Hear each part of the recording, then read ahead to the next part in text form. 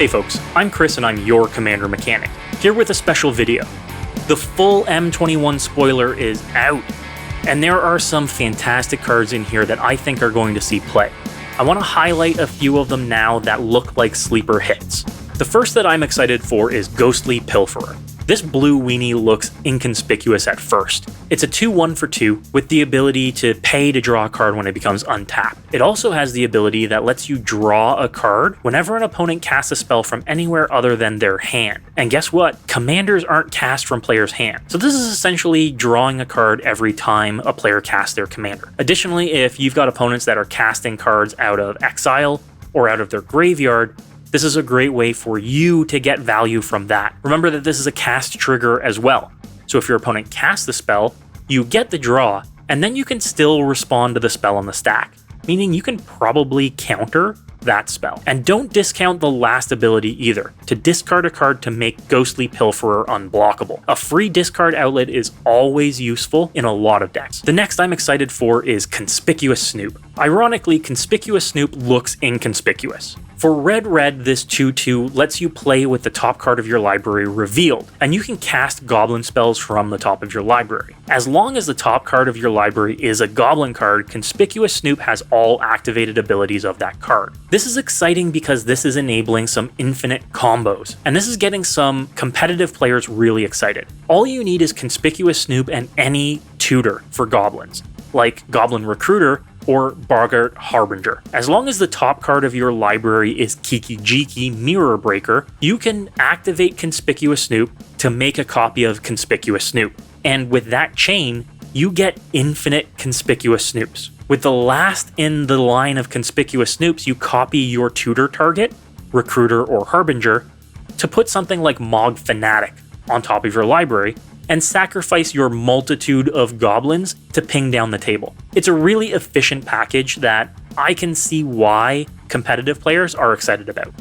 Next on the list is Lilianas Standardbearer. For 2 colorless and a black, this 3/1 zombie knight has flash. It also reads, when Lilianas Standardbearer enters the battlefield, draw X cards, where X is a number of creatures that died under your control this turn. Under your control might seem like a pretty tight qualifier here, but note that it doesn't say non-token creatures. That means that this is a great slot in for aristocrats decks. If you're running something like Teysa Karlov or Judith the Scourge Diva, Liliana's Standardbearer fits seamlessly into that deck.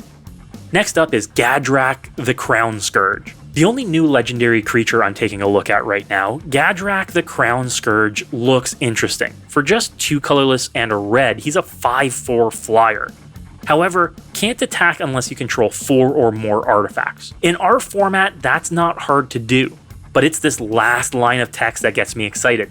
At the beginning of your end step, create a treasure token for each non-token creature that died this turn. That line's very exciting because you can essentially do board wipe tribal with Drac. The fact that he's undercosted to begin with means that you can probably cast Drac with these treasure tokens 2 or 3 or 4 times throughout the course of a game and still get tons of value. Red's not lacking for damage-based board wipes either. Starstorm, Sweltering Suns, Pyroclasm, these are all great options to wipe the table again and again and again and start swimming in those tokens. I'm excited to brew around him. Next up is Miscast, an unassuming blue counterspell. 1 mana counterspells are always interesting. And the fact that this is essentially a spell pierce with cost of 1 more but a little bit more restrictive on what it's targeting means that it's probably going to see play at higher power levels. 1 mana to win a counter war is incredibly important when you're at higher power level decks. And then there's the cycle of new shrines. I think that this opens up some really interesting opportunities for deck building. Combined with the Hondens from Kamigawa and the new 5-color shrine here in M21, Sanctum of All, I can see some really interesting 5-color shrine tribal decks popping up, helmed by something like Golos or Kenrith. This can be a nice, fun, casual level deck. So those are just some of the cards that I'm really interested in coming out of M21. That's not to say anything about the amazing reprints that are coming too. Ugin the Spirit Dragon, Heroic Intervention, Scavenging Ooze, even more Solemn Simulacrum, even though you shouldn't be playing him as often. are all being reprinted, making them more available for more players. I think Wizards really knocked it out of the park on the reprint game this core set, and I'd love to see if they keep this trend up with upcoming standard sets too. Until next time, folks, good luck and have fun. All advice in this video is advice only. Commander is about having fun your way. Don't let anybody tell you how to play EDH.